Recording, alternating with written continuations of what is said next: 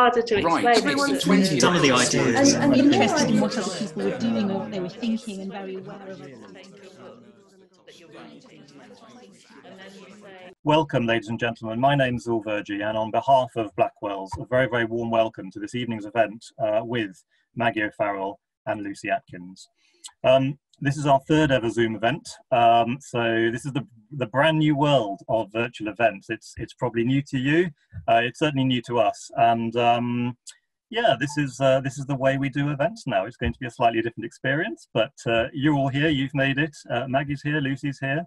I can hear my son being put to bed in the other room. I don't think you can hear him, he's not that loud at the moment, but welcome to this evening, and I'm sure it's going to be an absolutely fascinating and thoroughly enjoyable evening.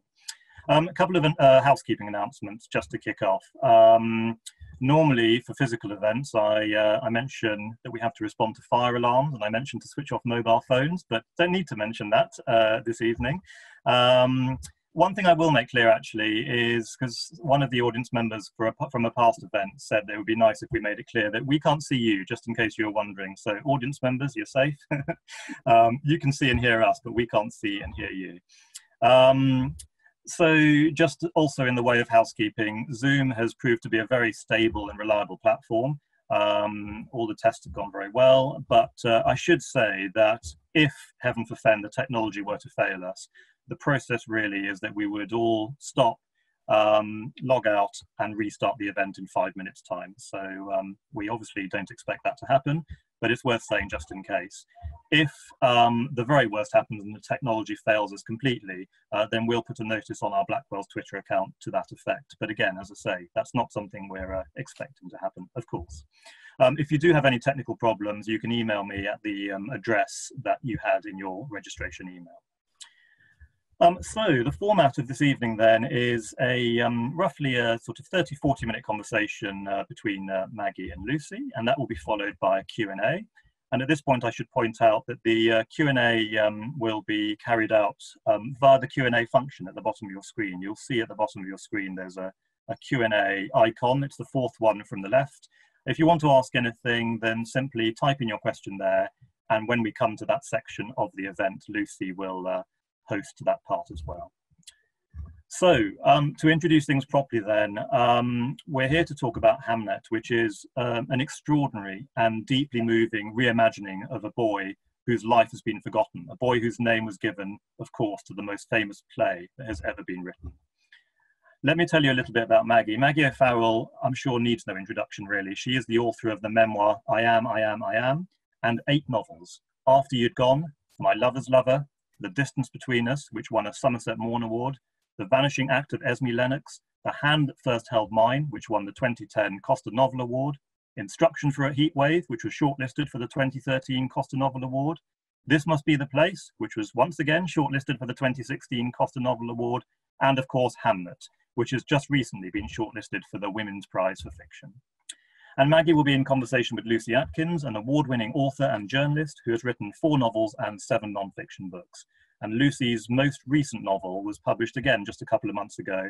It's called Magpie Lane, and it's a gripping thriller which explores the true meaning of family. Lucy will guide this evening's proceedings, and so really, that's my role for now. Over to the two of you, and ladies and gentlemen, enjoy. Thanks very much, Zul. So it's such a delight to be meeting Maggie, and if only we were actually really meeting, it would be even better, but this is kind of real. And so I was really interested because you and I both, actually our novels came out at a really similar time, and it was pretty much the week, I think, that the bookshop shut, wasn't it, more or less? And I'm sort of wondering how lockdown's been for you. How has it been to release a novel into the world when there's basically nowhere selling it? Well, yeah, it has been strange. But I mean, you know, I think everything has been so strange, actually, that it's sort of faded into the background, actually, a little bit. You know, everything is so peculiar. You know, the schools shutting and shops being shut, and we're not seeing our family. I haven't seen my parents for months. I mean, all those things are so peculiar. And, you know, me and my 3 kids, and we've also got one of my son's friends staying with us, so there are 6 of us all in the house, and it's been extraordinary. But I think the most important is that we're really lucky, because all of us, touch wood, have been well so far, and we've got a garden, we've got outdoor space, and I cannot imagine having 4 kids in a house without any outdoor space. And I know obviously there are so many families dealing with that, so every time I kind of think this is awful, I think actually, we are incredibly lucky compared to a lot of people. So what about you? How did you find it? Yeah, I had the same thing, that initially there was a sort of moment or two where I thought, oh my God, this is a complete disaster. Been working on this book for 3 years and it's all over. And then and almost immediately, it just the world was just so much bigger than that, and you just thought, well, thank God we're all alive. Nobody's, my family's safe. So I think I had a similar thing, that the weirdness of the world took precedence over the weirdness of what was happening with the book. But this book for you has been a really long time coming. You've written about it in the author's note, and I wondered if you wanted to just tell people a bit about that process. It's sort of the idea of this lost boy kind of lodged in your brain when you were about 16 years old. So I first heard about the existence of Hamnet, the son, when I was 16, as you say, and I was studying the play Hamlet for my Scottish Highers. So I was 16, rising 17. And the play just really got under my skin, actually, as I think it does with a certain type of teenager that I definitely was, a bit melancholic, like to wear black a lot, hang about in graveyards. That was definitely me. But my English teacher, I had this fantastic English teacher who's called Mr. Henderson, and he was one of those teachers that certainly changes a pupil's life, or certainly changes the way you look at the world. So I was incredibly lucky to come across him at that time. But he just mentioned in passing one day that Shakespeare had a son called Hamnet, who died aged 11, several years before the play was written. And even then, it really struck me. And I remember looking down at the cover of the play that we had, these kind of school issue plays, and putting my finger over the L and thinking, gosh, it could almost say Hamnet. It could almost be the boy's name. And then I went on to study literature at university. And of course, so this was kind of in the early 90s, and studying Shakespeare then was very much, I studying anything actually, it was very much about the criticism and theory, literary theory, which I wasn't a huge fan of, actually. I know some people really got into it, but I didn't. I just felt, we were kind of talking about Marxist readings of Shakespeare, and then post-Marxist readings of Shakespeare, and then post-feminist, and it just seemed that I didn't like it.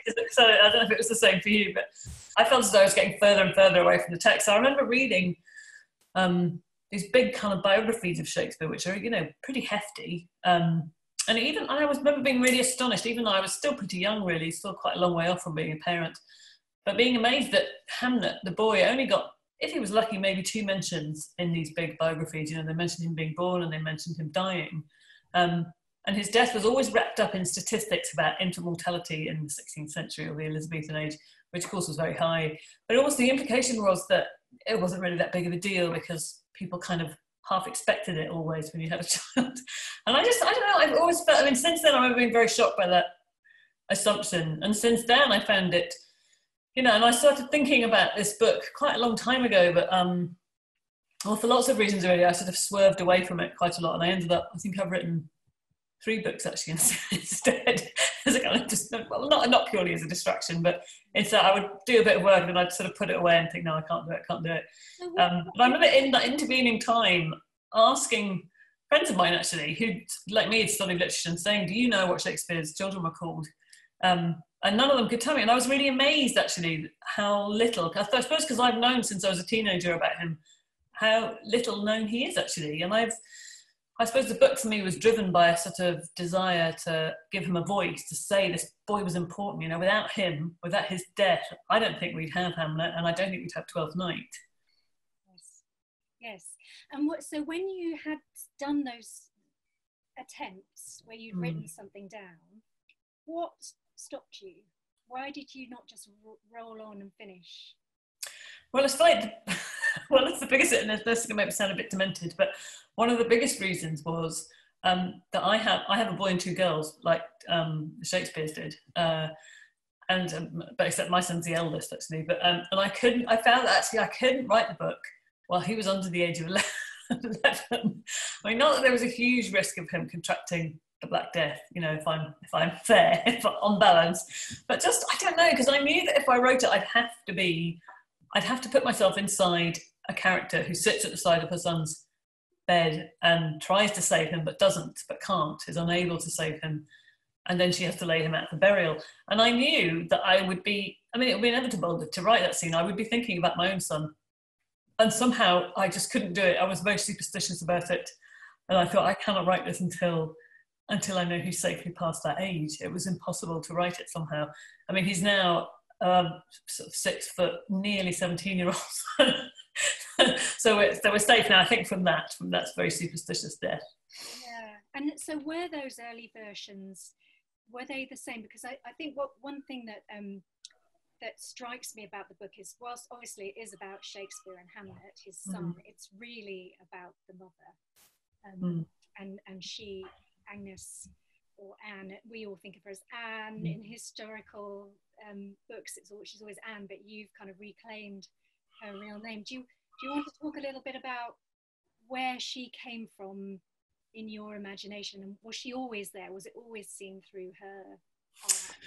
Well, it's funny. I mean, I originally conceived the book actually when I made those first attempts, because I think by the time, I'm just trying to remember now. I mean, by the time I finished my memoir, I sort of gave myself a talking to. I sort of sat myself down and I thought, you know, you've either got to do this book now, or you've got to forget about it. You can't keep kind of, you know, trying it and then putting it away and having another shot and putting it away.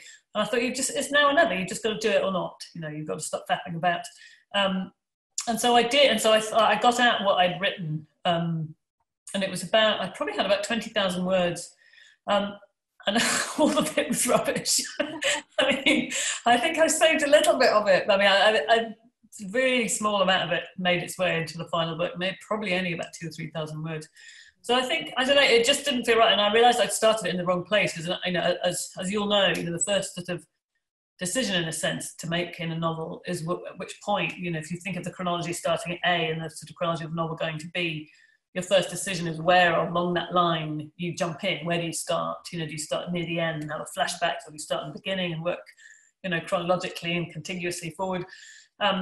And I realised I started totally the wrong end of the story. I'd started too close to the end and I needed to come back to the beginning. And I decided to sort of concentrate, in a sense, or focus the book on the final week or so of Hamlet's life. And that felt like a better starting point. So yes, but I originally had conceived the book as about fathers and sons, as the play is. But actually, it's funny, so I kind of dived into the research. I thought, I'm going to give this a shot, and if it doesn't work, then I'll put it away forever, and I won't keep circling around this idea. And so I sort of submerged myself in the research again, and I think I was just really, really taken aback by all the vitriol and hatred, actually, and hostility that's being directed towards the woman we know as Anne Hathaway, or the woman that Shakespeare married. I mean, I was so unprepared for it, because I hadn't really thought that much about her, I think, in a sense. And I think people don't generally. I mean, obviously there's a very, very good reason why the focus of biographies and, you know, study about Shakespeare's life focuses on his career in London. I mean, you know, there's a very cast iron reason why that is the focal point for most people. But I suppose, you know, with one of the reasons I wanted to write the book is because I wanted to kind of imply that the biggest drama of Shakespeare's life took place at home in Stratford, off stage, and that's with the death of his son. I think that's always been, I don't know, overlooked, I think, or sort of understated somehow. It's never been explored, I feel. I don't think the death of Hamnet and Shakespeare's domestic life has ever been given its due, really. You know, I think for some odd reason, I don't know why it is, I think a huge range of people who have focused on Shakespeare's biography, you know, from scholars and critics to other novelists and, you know, screenwriters, they've all, I don't know why, wanted to give him a kind of retrospective divorce. They don't want him to love his wife. They don't want him to have a kind of proper marriage. They don't want him to be fond of his wife and kids. They want him, and I don't know what it is. I don't know whether it's the kind of the cliched sort of image that people seem to want to have of a writer, this kind of maverick loner sitting in a garret, you know, open to all kinds of adventures, you know, romantic and otherwise. And I hope it's not that, because that seems like a very narrow, reductive vision of a man who had such deep understanding of human psychology and connections and relationships to each other. But I don't think for a minute, you know, I think what's odd about Anne Hathaway, as people call her, is that, you know, if you stopped a passerby in the street and you said, what do you know about the woman Shakespeare married? They're probably likely to say one of two things. Either he hated her or she tricked him into marriage. Now, the last time I checked, she was 3 months pregnant when they got married. But the last time I checked, that does take two people, that act, to get a woman pregnant. It's not just her fault. Well, he was definitely involved. Definitely two people, at least two people involved. And also, I don't know. I mean, obviously there is the kind of the idea that he went to London. Yes, he did. But I mean, actually, if you look at records in that time, it wasn't that unusual for the husband, you know, the man of the house, to go and work in London. And there are two things that speak really loudly to me of his affection. I mean, I suppose, you know, I mean, you have to also think that I think you have to be really careful when you're writing about Shakespeare, not to read too much into his plays, not to kind of second guess his biography and his life from his work. But there is a huge amount of very true and steady marital love and very steady, faithful, loving wives in his plays. There are lots and lots of them all over the place. And I think the most telling thing for me is that at the end of his life, at the end of his career, he could have stayed in London if he wanted to, but he didn't. He went back to Stratford in his retirement. He went back to live with his wife in Stratford, near his daughters. And also, you know, he was, at the end of his career, he was the equivalent of a multimillionaire. He's incredibly wealthy because he was, as well as being an actor and not a bad playwright, he was an incredibly good businessman. But all his, you know, he chose in London to live in very modest lodgings. He rented a room, and he sent all his money back to Stratford, where he bought fields and cottages and land which he sort of leased out to people, which always fascinates me. I always wonder whether the people of Stratford at the time thought of him as a playwright or even an actor, or did they think of him just as a landlord? But, you know, that to me doesn't suggest somebody who regretted his marriage and hated his wife. In fact, he went back to retire there and he sent all his money back to there. It seems to me that was perhaps a sign of where his heart was. So that's a very long answer to your question. No, that's a fascinating answer. And what I'm really interested in is how you got the idea for this notion that she's very supernatural, witchy. She's a sort of herbalist. She's like, she would be a doctor today. And I was interested in where all of that came from. Was that just from you, your imagination? Was that your way in? Well, I just pause for 1 second because I'm getting lots of messages saying that my mic is very low. Oh. I don't know what to do about that, so I'm just going to shout. So excuse me, Maggie. And do please message me and tell me if it's now better. Now I'm like hunched over the camera. Right up against no idea why. It's the same as it was earlier on. But anyway, yes, the witchiness. I'm wondering where that... I mean, the thing is, I think I was so shocked by what I was reading about her. And I wanted to, I suppose, I mean, with the whole book actually, but particularly with her, I wanted to ask readers, I think, to think again, to kind of try and forget everything they think they knew about her, and also about the boy Hamnet and Shakespeare's domestic life, and maybe open themselves up to a new interpretation.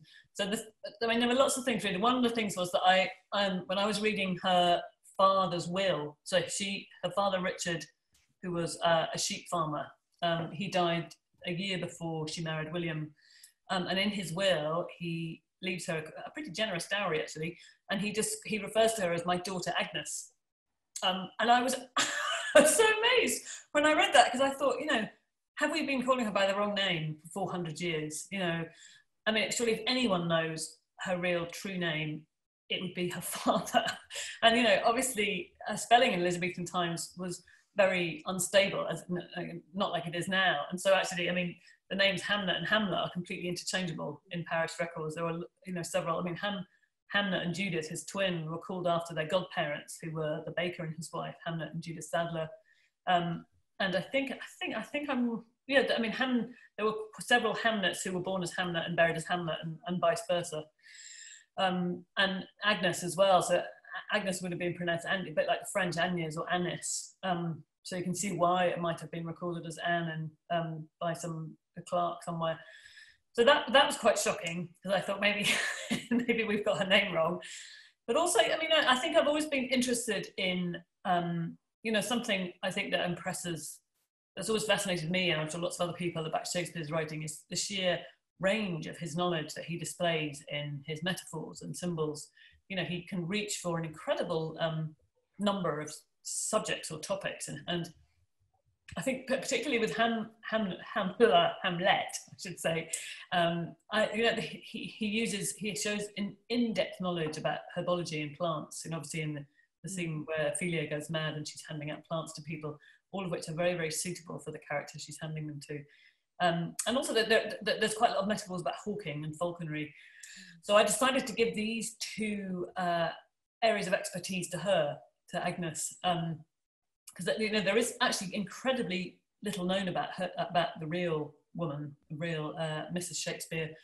You know, her birth, for example, isn't even recorded because it's before parish records were kept. But one detail which I noticed is that she, in later life, from the bigger house which they moved to a year after Hamlet died, she ran a very successful malting business.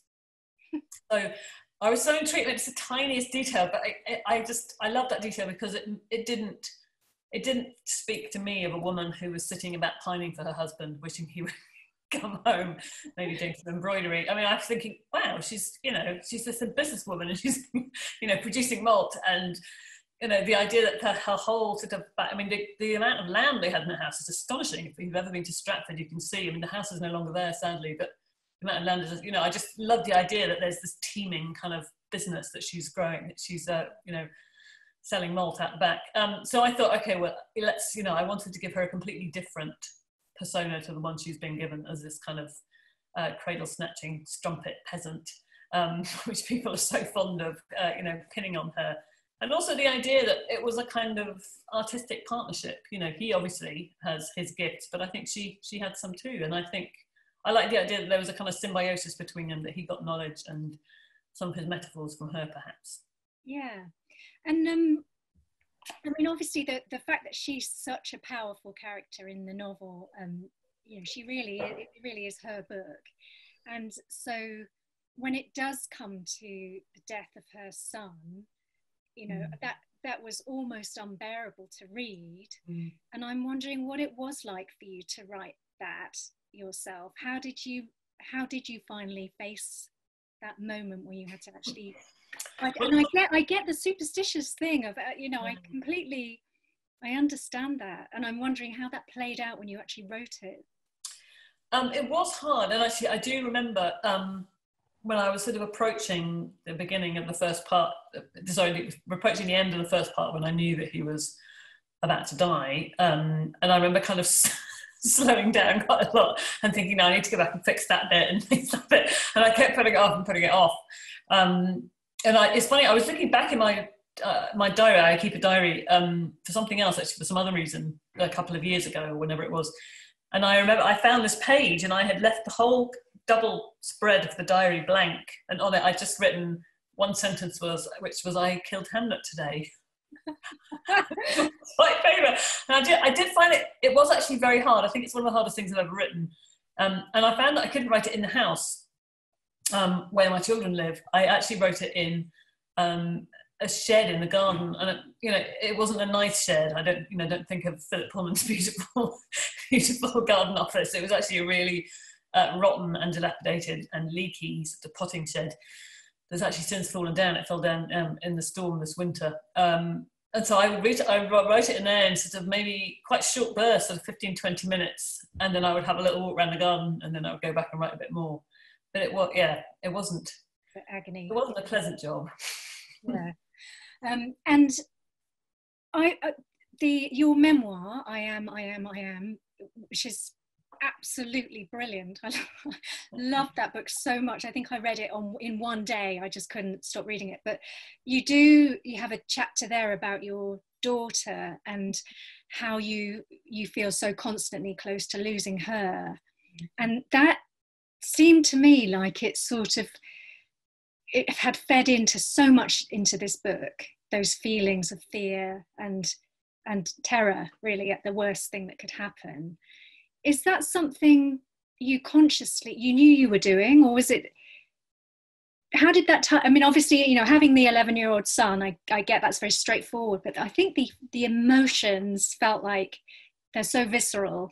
Well, I think it is. I mean, I think it's not, I think it is every parent's most visceral and awful fear that you might lose your child, and you might have to bury them. I mean, I can't imagine meeting a parent who has a worse fear, actually, because it would be, it's the thing that would destroy anyone, I think. So it's not a huge leap of the imagination, I think, to sort of flip it round and think, what would that be like?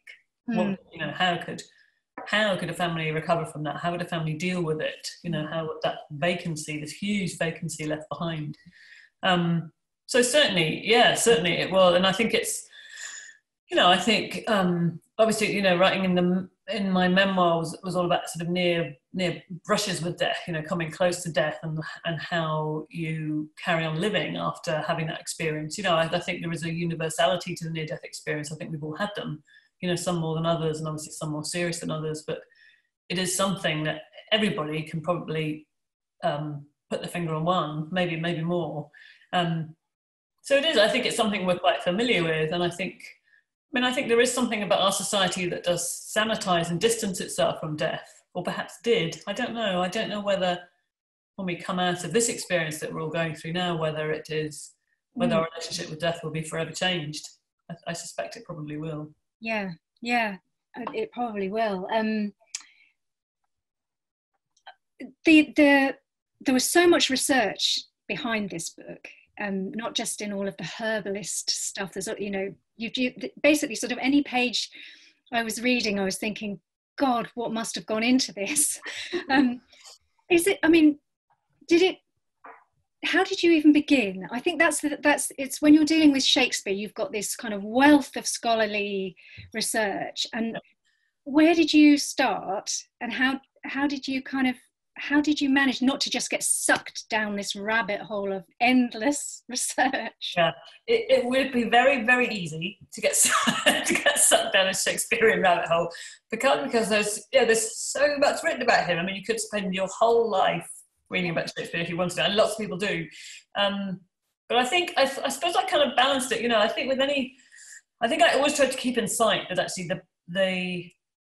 the kind of historical novels that I enjoy. I mean, actually, I should also say that I sort of resisted the idea that I was writing a historical novel with a capital H, capital N. I wanted to kind of avoid that. I wanted to write it, I suppose, pretty much as I would any novel, really. And I wanted to keep in sight the idea that when you're writing, I suppose it's when you read, I suppose it comes back to that old sort of tenet of thinking that you should always write the kind of books that you yourself want to read. And the kind of historical novels that I don't enjoy so much are the ones where I feel it's very, very heavy with its research. It's very weighted down, and that the writer wants to make it very clear to you that they've done their homework and I want to show you all their workings. And I do find that really, there's nothing that pulls me out of a novel more quickly as if I feel I'm being shoveled, lots of sort of unnecessary information is being shoveled into me, sort of infotainment style.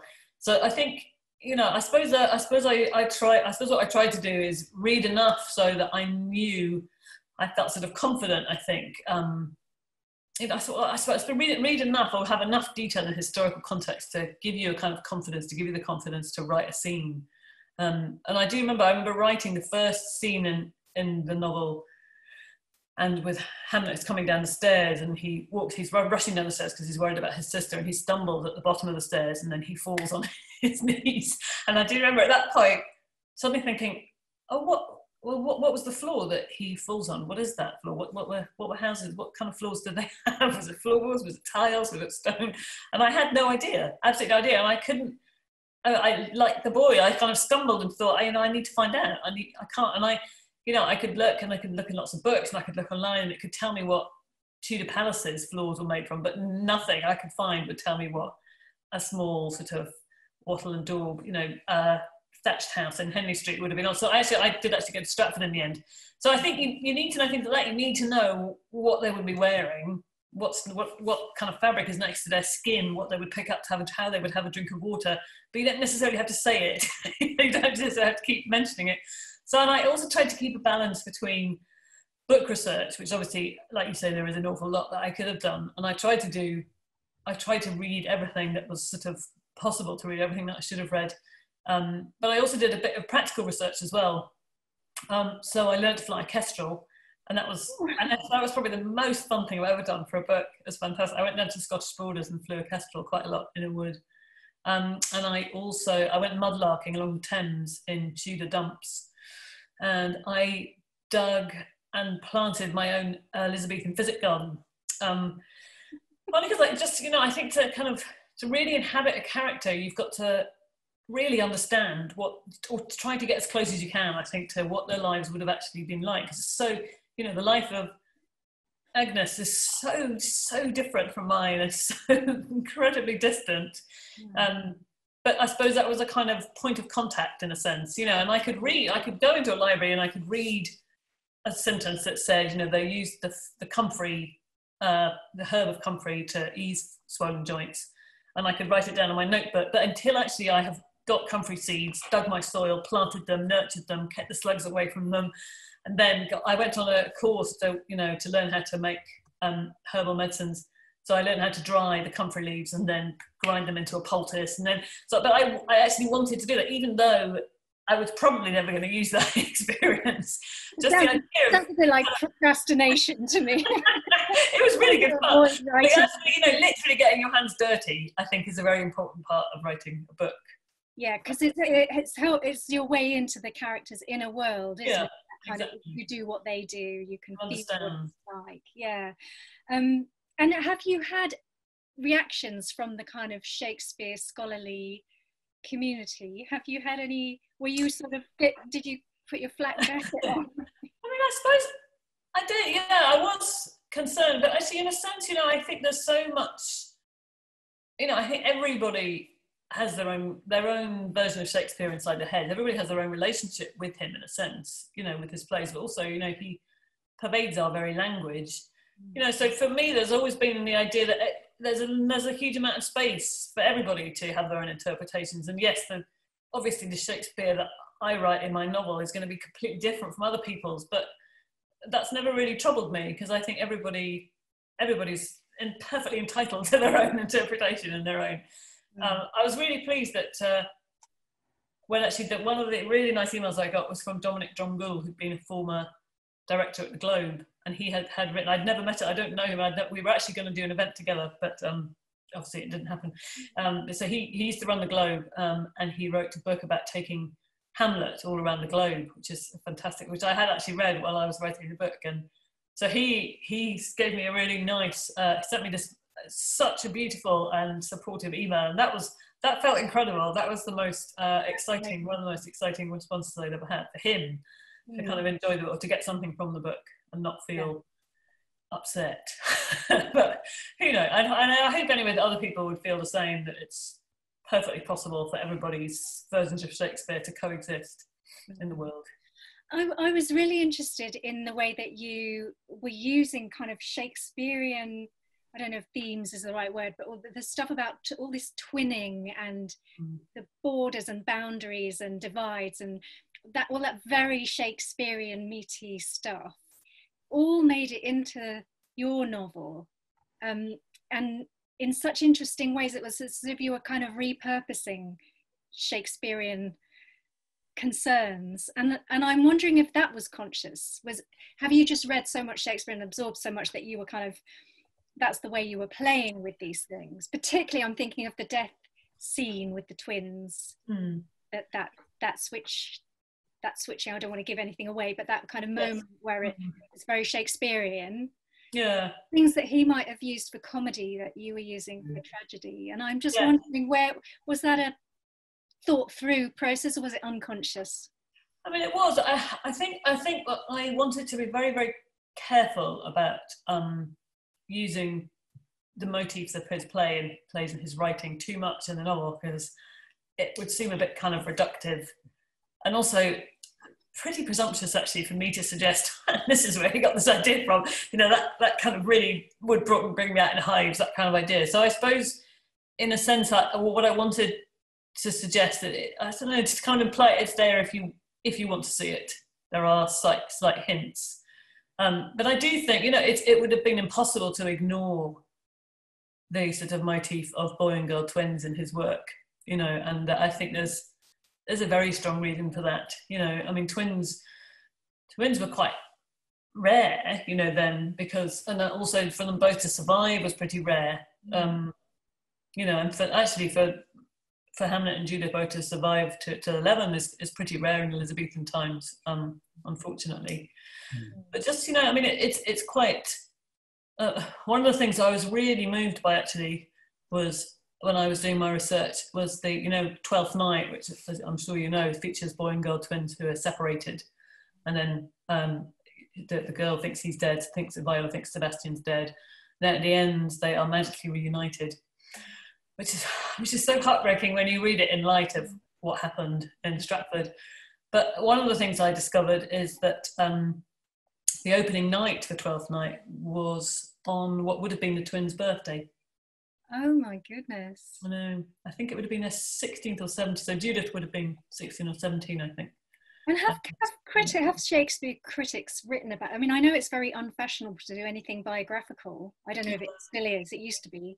But you would have thought that stuff would be, people would have really gone there with this. Yeah. I mean, I think there are, I mean, Hamnet he's mentioned in Ulysses, actually. They very, very briefly talks about Hamnet the boy, Hamnet the son, because of course that's again a novel with Stephen Dedalus and Bloom, this kind of fatherless son and the sonless father. But he's mentioned there, but he is quite. I mean, I'm constantly surprised about how few people do know about him and how much he's been overlooked. I feel he's been really overlooked and underwritten by history.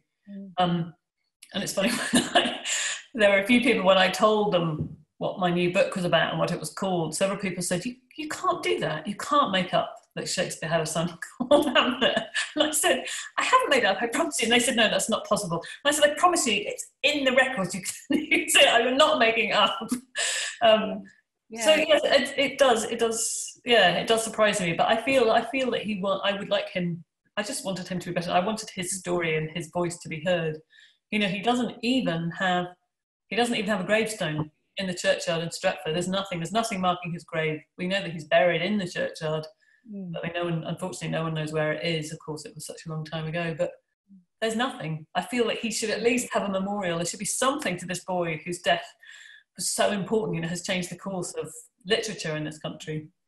And I think that the thing that made me, when I finished reading the book, I went straight back to the play, and what made me do that was your imagining of the play being staged and how the actor playing Hamlet would have been the similar sort of age that the real Hamnet would have been had he lived, and that what Shakespeare must have felt watching that, watching his son, having brought his son back to life. I've got goosebumps just saying it. I just thought that was a really startling idea that I had never thought of before. Well, I mean, there's a lot of debate among scholars about how old Hamlet is supposed to be. Is he supposed to be young? Is he a teenager? Is he 30? He's still a student?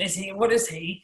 And it's funny, I read it and when I went back to read it when I started writing the book, I hadn't read it for quite a while.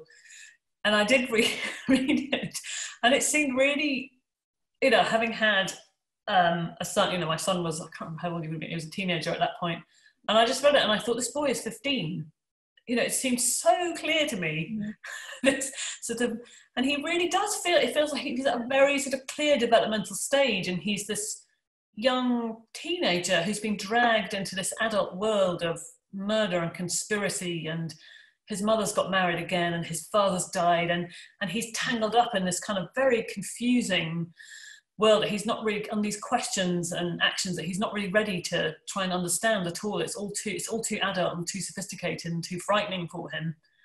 And I just thought, God, this boy, he's 15, he's 15, which is of course the age he would have been. And obviously, you know, again, that's just my interpretation. And there could be lots of other people who would disagree with me, but it just seemed, to me, it seemed very, very clear that it was him, it's the boy, and he's, you know, resurrected him. Shakespeare resurrected him as a Danish prince, but also swapped roles with him. And I did read, I mean, it's possible, it may be a apocryphal story, but there is a story that Shakespeare did play the ghost in the first production. So, and that seemed too tempting as a novelist to ignore, obviously.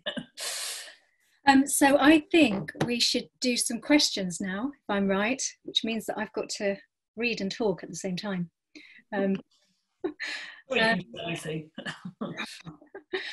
All right, so let's see. Helen Morehouse says, if the play brings Hamnet back to life for his father, why do you think it had to be a tragedy? Why couldn't Hamnet live on?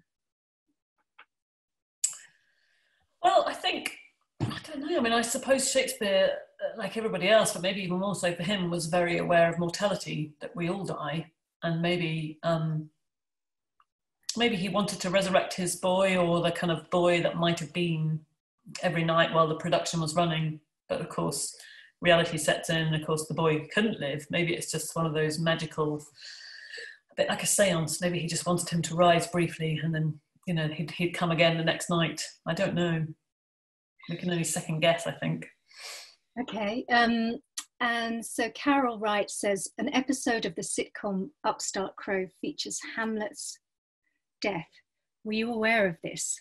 And if so, how did it affect your writing process?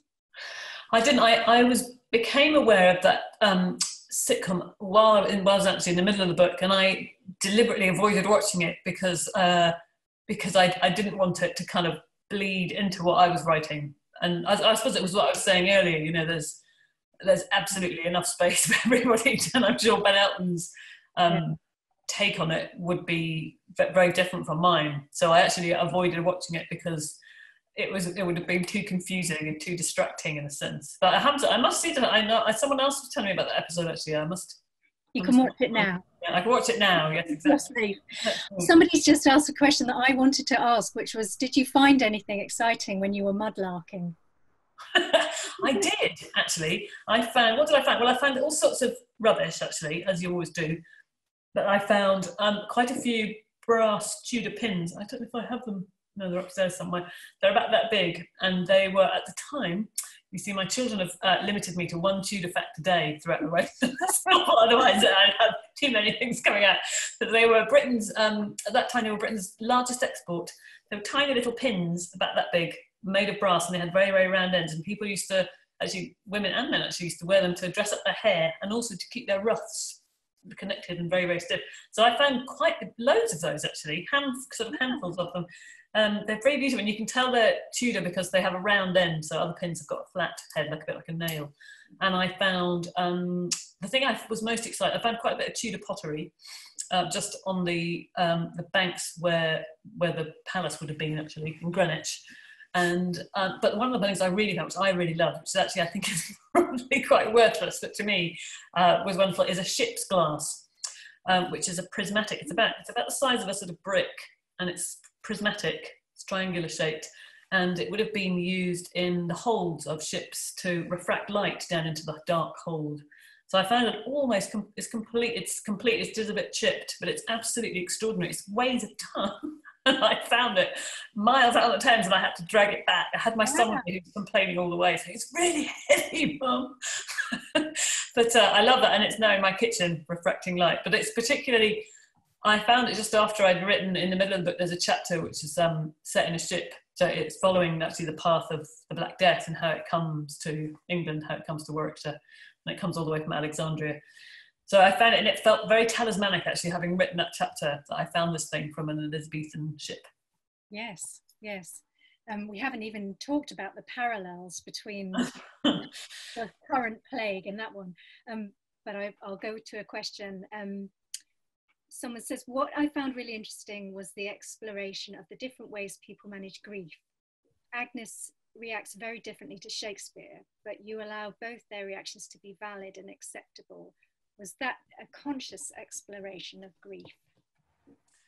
Yes, it was. I mean, I was imagining, and one of the things that I always wondered before I wrote the book, actually, was how Hamlet's mother might have felt for a play to be called after her dead son, and what that would have been like, and whether he asked her if she thought it was all right.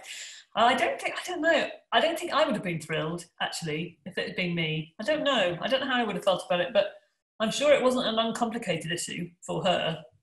And also I remember looking at the, so the Globe had this fantastic poster, which is a long sort of timeline of when he wrote all his plays, or when they think they were written, because of course there's often not these dates can be a bit flexible in the history.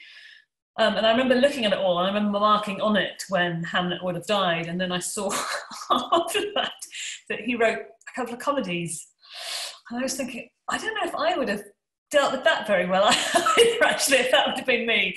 And how extraordinary to have written. What comedies did he write after? Oh God, you see, I can't remember now. Sorry, that's a horrible question. But yeah, no, I'd probably held to account, but I do remember from my poster, which again is upstairs. Yes, and I remember thinking that's quite odd. I don't know how thrilled I would have been.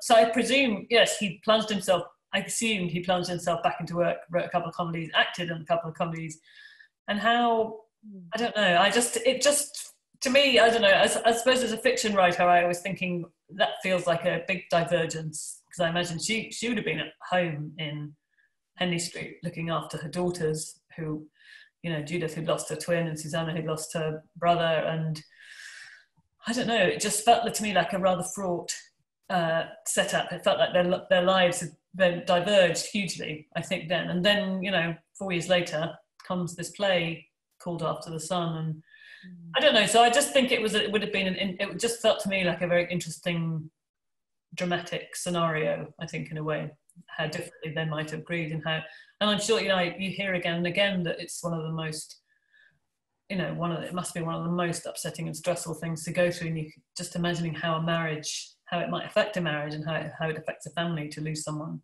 like Hamlet. And someone says, I know you said you didn't think of Hamlet as a historical novel, but has writing it made you want to write more novels set in the past, or do you think you'll go back to writing contemporary novels now? Well, it's funny, I've been wrangling with this quite a lot recently, actually, and so what I sometimes do is start 2 or 3 books after I finish something and see which one the flame catches underneath. So I did write two of which actually were contemporary novels, and I tell you, it felt so weird, really odd, that people kind of had mobile phones and computers and that really. So actually, the one that I have decided to write is also historical. So maybe I've got a bit stuck in the past. I'm really interested in the idea that you start 3 and go with, when you're starting these 3, have you got ideas of the whole novel, or is it just like a setting or a character? What's the starting process? It depends. I mean, I think it's different every time. Sometimes there's one that's just burning to be written. I don't know how you find it, Lucy, but there's one that's written, and sometimes there's one which, like Hamlet, I think you've been thinking about for years and years, and it's been sort of on a slow burner. And then actually the one I have decided to write now is one that I had and I know exactly when it was, because I was sitting outside the house, and my daughter was on a play date, and it was I remember it was the last play date before lockdown, so it's probably about a week before lockdown started, and I was sitting in the car, and I suddenly had this idea, which I won't tell you what it is because I hate talking about books that I haven't written, but it was like this kind of lightning bolt moment where I thought, oh my God, I have to write a novel about and so I've been writing it since then. So it's just sudden. And these other 2 I'd been thinking about for years and planning for years, and I had loads of notebooks, and those ones I've just sort of swept them aside back into the cupboard And don't tell me the specifics, obviously, but when you say you have the idea, yeah, how thought through is it? How much of an idea is it? A sort of. Well, it just depends. I mean, I don't know how. Maybe it's the same with you. Some ideas take a while. You know, I think it feels it's a bit like having different children. You know, you have a child and you think all children are the same, but of course they're not. You know, every single one is different. Every single one requires different kinds of care and nurture and love and explanations and conversations. And I think novels are the same. They are just completely different. And some are a bit of a surprise. This one's a total surprise, a bit like an accidental pregnancy. That's probably my closest analogy. Yeah, and it just arrives and you think, okay, great, let's go with it. And it was one of those ideas that I could almost straight away. And I remember I didn't have any, I was sitting in the car waiting for my daughter and I had nothing to write on. So I actually wrote it on inside of a packet of biscuits. So I sketched out, this is really wrong because I can't believe I'm telling you this. I sketched out the whole plan for the novel on the inside of a packet. In fact, it was inside a packet of pineapple Jaffa cakes, which my son had bought, and I said to him, that's the most revolting idea I've ever heard. And he didn't like them anyway, so it was still in the car. So that's the only thing I can write on. Okay. Pineapple Jaffa cakes, thanks for that. Thank you. Right, so do you think you responded to COVID differently because you'd been so immersed in research about the Black Death? The current pandemic's been described as unprecedented by so many, and do you share that feeling? Well, I think it's certainly unprecedented in our lifetimes, probably in several lifetimes, I think. I mean, I suppose it's maybe the closest historical analogy would be the flu epidemic of 1918, I think. And I do remember my grandmother, who actually lost a sister in that, she would still talk about, even when she was a very old lady, she would still talk about this happening. And how difficult it was and how terrified she was. And she would have been 6 at the time, so she's almost the same age as my youngest daughter is now. So I think in sort of living memory, it's unprecedented. But then, I don't know, you look at the Elizabethans and you think, I mean, Shakespeare's, all of their lives and Shakespeare's career certainly was constantly interrupted by the Black Death. The very first thing the city authorities would do was to shut down the playhouses. I mean, if you think that the Globe then would have had a capacity of maybe 3,000 people, if they were all crammed in, the Groundlings were all crammed in, and you think about, them all gathering, 3,000 people gathering to watch a play in the heat of the midday sun in London in July, it's not really that surprising why it was considered a viral hotspot and they shut it down. So, Shakespeare's working life, he would have constantly had to either go home to Stratford if London was in lockdown, or he would have had to go on tour. If they needed money, they would tour in places where the plague hadn't reached, which is not entirely, quarantining. So you can see why the plague spread. I don't know, if you look at the numbers of people who died, I mean, it's jaw-dropping, actually, how many people died. I think it was a quarter of the world's population in the 14th century. Sorry, a quarter of the world, was it the world's or Europe's? Yeah, the world's population. And, there's the horrible outbreak of plague in the mid-17th century, which Daniel Defoe wrote about and Samuel Pepys wrote about. I mean, that's horrific. The numbers in that were horrific. I think it was, I can't remember now, my brain is so bad at remembering numbers. Facts I can remember, not numbers. So, you compare that to the number of deaths now, I mean, it would have been a constant and horrific fear for all of them. Mm. And, I think a lot of our, the word quarantine comes from that time. It means it's the Italian for 40, and it was invented in Venice which of course was a very important port, and, sailors were put in quarantine for 40 days. So I think it's something, and I think, it's a history lesson that we all remember from school, isn't it? The Black Death, we all remember the iconography of it and the language of it, and Bring Out Your Dead and plague doctors with their beaked masks. And it's something, I think, and even it sort of dictates our very cities. There are green spaces in London, which are green spaces for a very good reason, and street names. And in Edinburgh, there's a park where my children play that has little hillocks that go up and down and up and down. People say there are thousands of corpses under there. So yeah, I think it's something that's very present, actually, in our consciousness and in our thinking about contagion and infection and pandemics. Yeah. So somebody has said, I love the way you never use Shakespeare's name. Could you explain your thought process behind that decision? Well, it was partly because his name carries so much heft and importance, doesn't it? You just say those two words and, you know, most of us have studied him at one time or another, you know. I mean, he's not on the curriculum these days, I think, this is compulsory, but I think in my day, you know, when I was at school in the 80s, you just had to do it. It was just the way, you know, everybody did it, and that with no questions asked, which I actually think is a really good thing. I wish it was still on the curriculum. So it's just, you know, his name, it carried, and you can't, I just found I couldn't write it in a sentence in fiction. You know, you can't write a sentence, William Shakespeare popped out to buy a pie. You know, you just think, oh God, you know, instantly you feel like an idiot. So the only way around that was that I just had to not name him. And also I find it was, if it was distracting me as the writer, how could I expect readers not to be distracted? You know, you have to think about that as well. So it just seemed to me it was simpler that way. And also, you know, in a sense, I wanted him to be, you know, because the book starts when he's 18, you know, just at the time at which he and Agnes meet each other. And in a sense, it was him before it was him before he was William Shakespeare that we all know and love. And, you know, I tried actually, you know, using a sort of reduction of his name, but he was called Will seems so presumptuous. And, you know, I think, who on earth do I think I am?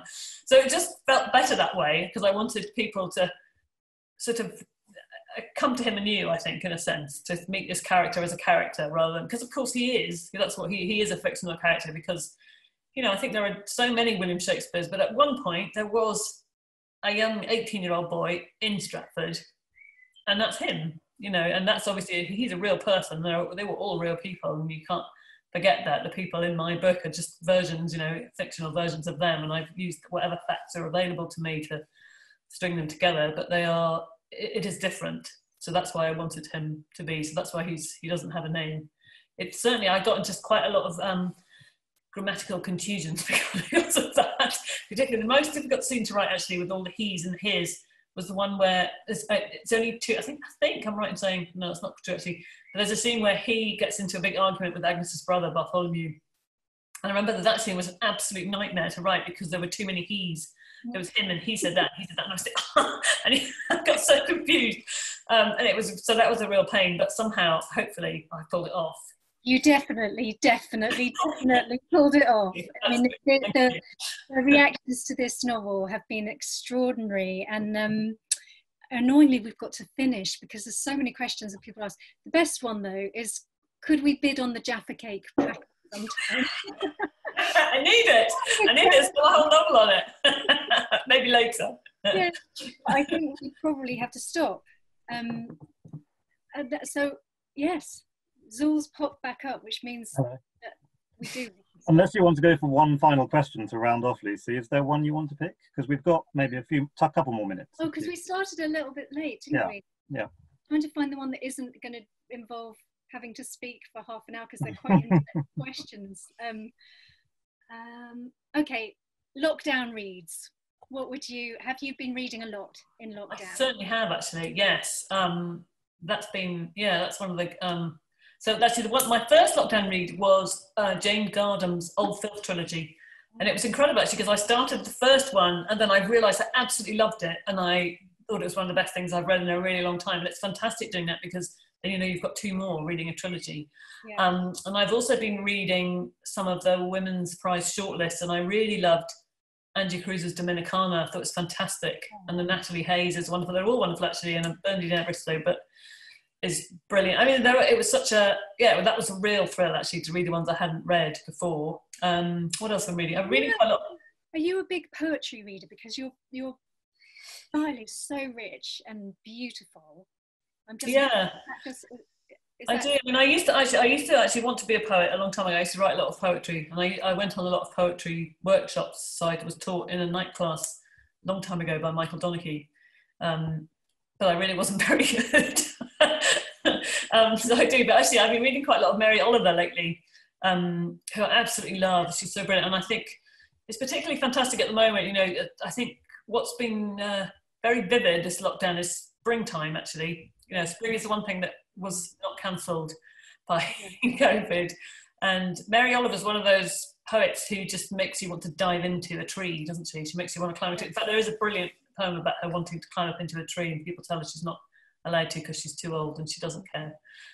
So that's been perfect poetry actually for lockdown, isn't it? Yeah, it is. There, I love oh really? That's funny. Thinking alike. We could probably, I reckon, because we did start 5 minutes late, we could squeeze one more in, couldn't we?